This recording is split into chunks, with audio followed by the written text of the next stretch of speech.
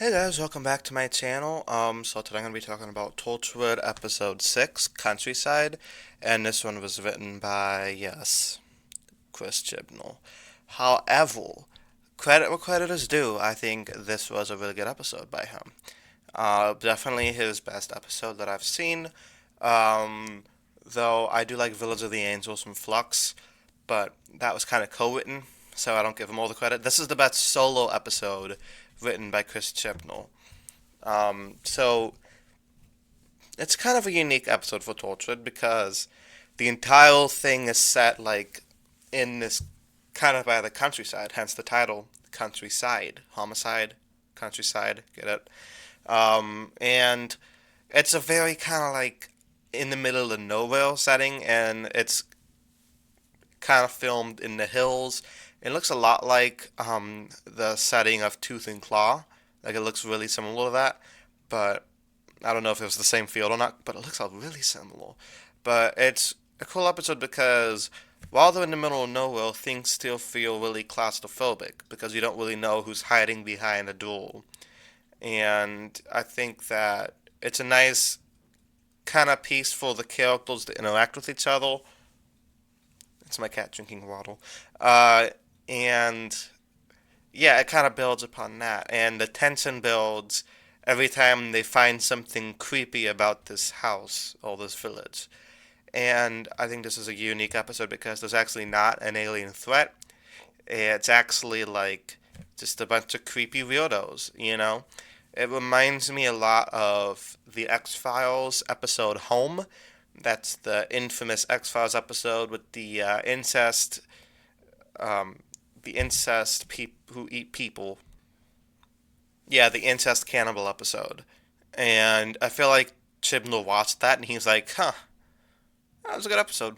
So he pretty much just made this. It's not exactly the same. Like it took the incest out, but it's still cannibals.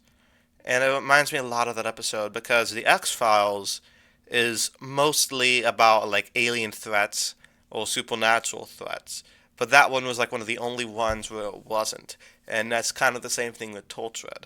I kind of look at Torchwood as a bit of a British version of the X Files, you know? Except instead of two of them, it's like five of them. But not as good. Sorry, Torchwood. But, it was kind of nice to kind of compare the two. And yeah, I like how both Mulder Scully and Gwen are horrified that it isn't an alien threat and that people could just be that damn mean sometimes. And I think the townspeople in this episode were very creepy. They were pretty good at being like menacing and creepy. Like when they like were like chasing after Tosh and she was tied up, the guy was like really kind of creepy. He did a great job.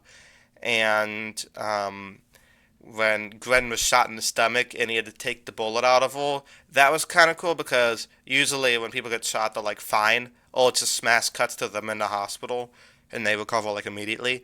But I liked how it kind of took her a while to get back on her feet. We actually saw the process. That was cool. I'm not a big fan of the romance in this episode, specifically with Owen.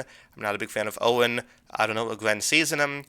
He's kind of creepy, like I don't know. I'm still not over the date rape from episode one, or the attempted date rape from episode one.